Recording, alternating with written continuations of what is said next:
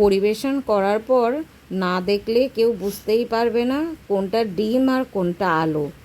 সেরকমই একটা রেসিপি তোমাদের সঙ্গে শেয়ার করছি, ডিম দই বা দই ডিম। একদম অন্যরকম একটা রেসিপি, কিন্তু খেতে দুর্দান্ত হয়। তার জন্য ডিম আর আলু তো অবশ্যই লাগছে। ছোট ছোট মিডিয়াম সাইজের গোটা গোটা আলু আর ডিম সেদ্ধ করে ডিমের খোসা ছাড়িয়ে রেখে দিয়েছি। কিছুটা টক দই ভালো করে নুন চিনি দিয়ে ফেটিয়ে রেখে দিলাম। এবার মিক্সিতে ডিমের পরিমাণ অনুযায়ী আদা, পেঁয়াজ, রসুন, ঝালের জন্য শুকনো লঙ্কা, অল্প জল দিয়ে মিহি পেস্ট বানিয়ে রেখে দিলাম। কড়াতে সাদা তেল গরম করে অল্প নুন দিয়ে প্রথমে ডিমগুলো লালচে করে ভেজে তুলে নেব। ওই তেলের মধ্যেই সেদ্ধ আলুগুলো দিয়ে আলুগুলোকেও একদম লাল লাল করে ভেজে তুলে রাখবো। দেখো আমার ডিম আর আলু খুব সুন্দর করে ভাজা হয়ে গেছে। এবার এই তেলের মধ্যেই পেঁয়াজ বাটা দিয়ে দিলাম। পেঁয়াজ বাটাটা ভালো করে আগে ভেজে নিতে হবে।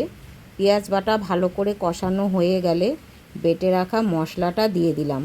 সব কিছু ভালো করে কষিয়ে যখন তেল ছেড়ে আসবে, এবার এর মধ্যে ফ্যাটানো টক দই দিয়ে দেব। টক দই দিয়ে আবারও ভালো করে নেড়ে চেড়ে মিশিয়ে কষিয়ে নিতে হবে। এবার এর মধ্যে স্বাদ মতো নুন দিয়ে দিলাম। এই রান্নাটায় কিন্তু কোনো রকম হলুদের ব্যবহার হবে না।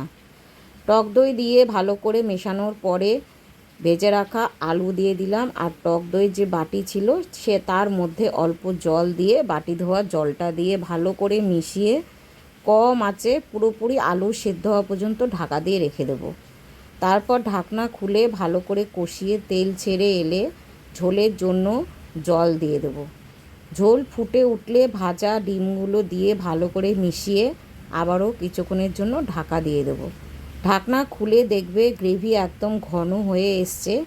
নিজেদের পছন্দ অনুযায়ী গ্রেভি রেখে নামানোর আগে শাহি গরম মশলা গুঁড়ো আর 1 চামচ ঘি মিশিয়ে গ্যাস বন্ধ করে কিছুক্ষণ ঢাকা দিয়ে রেখে পরিবেশন করো। রেডি হয়ে গেল আমাদের দই ডিম। দেখতে যেমন সুন্দর হয়েছে, খেতেও কিন্তু দারুণ হয়েছিল। বাড়ির ছোট থেকে বড় সবারই খুব পছন্দ হবে এই রেসিপিটা। একবার হলেও তোমরা বাড়িতে বানাও আর আমাকে জানিও তোমাদের কেমন লাগলো। ভিডিওটি ভালো লাগলে পেজটা ফলো করে পাশে থেকো।